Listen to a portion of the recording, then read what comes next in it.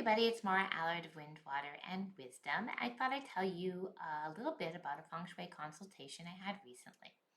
So, when I am asked to do a feng shui consult, I always ask the client to hand draw their floor plan.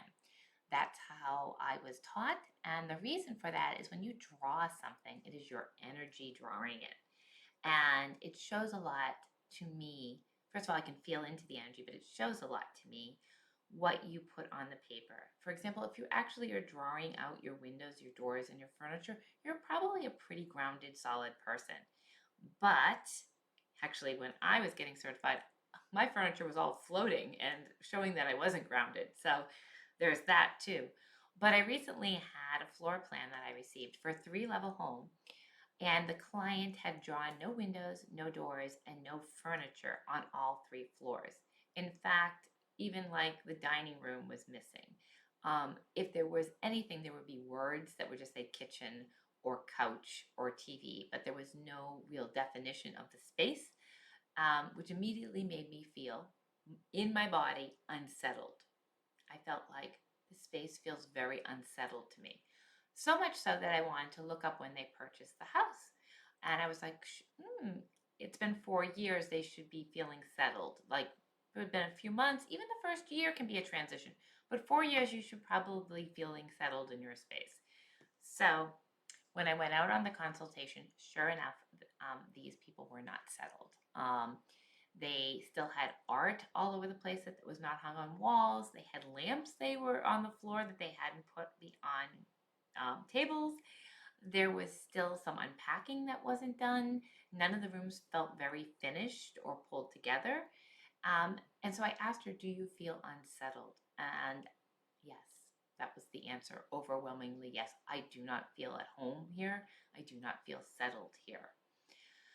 So I dug a little deeper to feel, where is this unsettled feeling coming from? Because remember, everything, usually there's an external force coming into that home if you're unsettled. What is it inside you that feels unsettled? Why do you feel unsettled? Because it's coming into your home. You're an energetic extension of your home. So why is this unsettled feeling coming?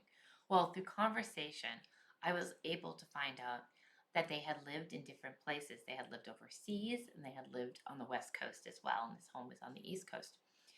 And they had storage units there holding belongings that they really liked in these other areas.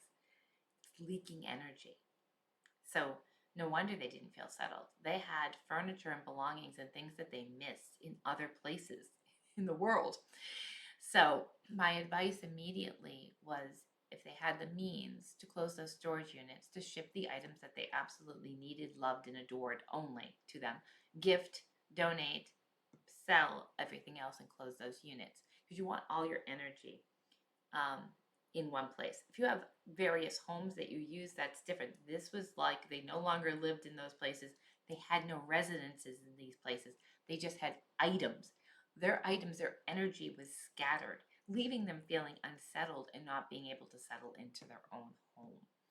So, word of advice, a lot of people have storage units. We are consumers, we are people that love our stuff, but if you're using a storage unit, please make sure it's in the vicinity of where you live. If you do not have residences in other places and you have storage units in other states or countries, really think about closing those.